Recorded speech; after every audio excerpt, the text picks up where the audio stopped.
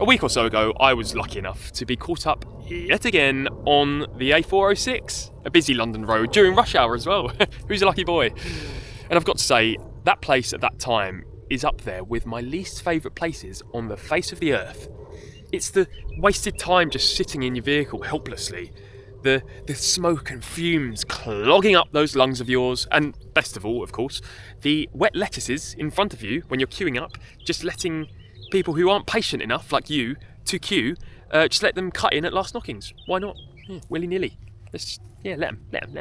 No, if they're not patient enough to queue on the road, don't let them in. Right? Ever. Please. Still, on days I don't work, I smugly watch my clock strike 9, and I think long and hard about the poor sods racing like rats into that mess on that hellish journey, whilst I open my window, breathe in the fresh air, and spectate over the tranquility of our countryside. Bliss.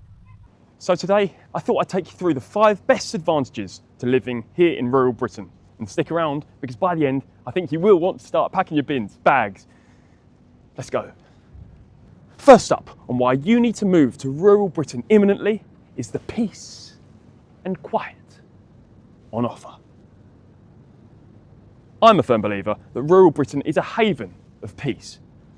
In some cities, noise pollution is a terrible problem, sometimes hitting levels as high as 80 decibels, whereas in rural counterparts, you're looking at an average of maybe 30, or in other words, quiet enough to hear the wind rustle through the trees.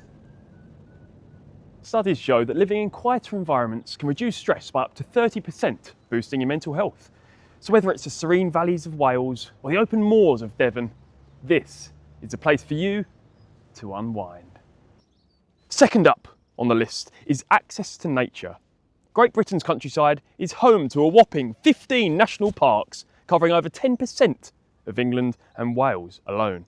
So whether it's the rugged cliffs of the south coast or the dramatic peaks of Snowdonia, outdoorsy adventure is forever on your doorstep.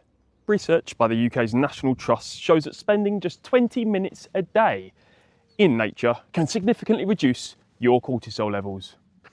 So living here isn't just good for your body, it's good for your soul too.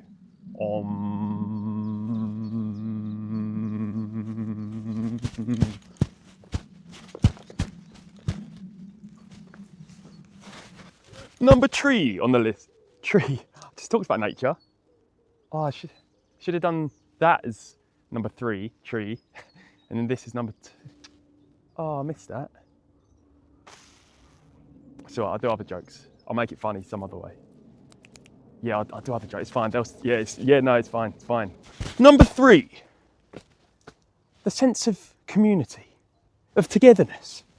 A 2022 survey carried out by the Countryside Alliance found that an impressive 78% of rural residents in the UK felt a strong sense of belonging, compared to just 55% in urban areas. So I really do think when you live in the rural half of the country, you're not just living here, you're part of something bigger. Come and join us. I do just want to add though that the community aspect of living in the countryside is definitely overstated most of the time. Of course you're going to get good eggs and bad eggs wherever you live, but I feel in small villages you get these busybody mentalities that just throw such a fuss over the smallest of things. It could be leaving your wheelie bin just over the border of your land, and this atmosphere gets bubbling away, and then you just never speak to your next door neighbour because of such a petty thing. You see quite a lot of that, and it's overlooked. People go, oh, countryside, oh, it's such a bond. And yes, you get more societies and clubs as opposed to cities, like the Neighbourhood Watch, for instance, is a great initiative. But let's not forget that you do get some right idiots, should we say. It's not all sunshine and roses, is what I'm trying to say. Numero 4, a low cost of living. We see this most, of course, with regards to house buying, where in London, the average house was sold in April 2025 for a whopping £567,000. And considering you can get a decent place in rural Britain for maybe £250,000, it's a big difference. But not just house buying, entertainment in my opinion and in my experience, is a lot cheaper. For instance, in my village, I go to a regular table tennis club once a week. Guess how much 2 hours of fun costs me? £2. £2. There's also a singing or choir club that goes on in the next village to mine. I don't go to that because I'm a man. But guess how much that sets you back? £2. There's also a badminton or other things going on, £4 or £5. Point is, if you're in Manchester, Birmingham, London, you're going to pay a damn sight more for these privileges, if they even exist. So that is definitely another advantage to living in rural Britain, a lower cost of living.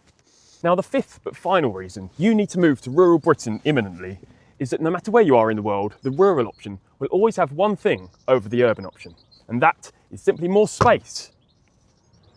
And in the British countryside, with regards to house buying, you just get so much more for your money. Your budget stretches so much further. Supposing you've got 400 grand to throw at a property. In London, for instance, that'll get you a small flat. But in rural areas that are very nice, Cornwall or up north in the Yorkshire Dales, for that sort of money, you're looking at a 3-bed house with a garden.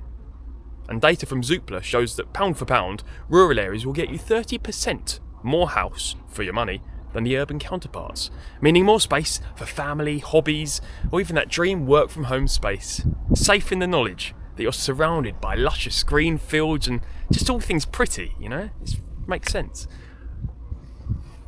There's a nice field over there. It would really prove my point. I know it's not really, but it's... So there you have it. Those are the 5 best advantages of living in rural Britain. If I've missed any, in your opinion, then obviously you are wrong, because I'm always right. But if you disagree, then we'll have it out in the comments, man to man. How does that sound? Yeah.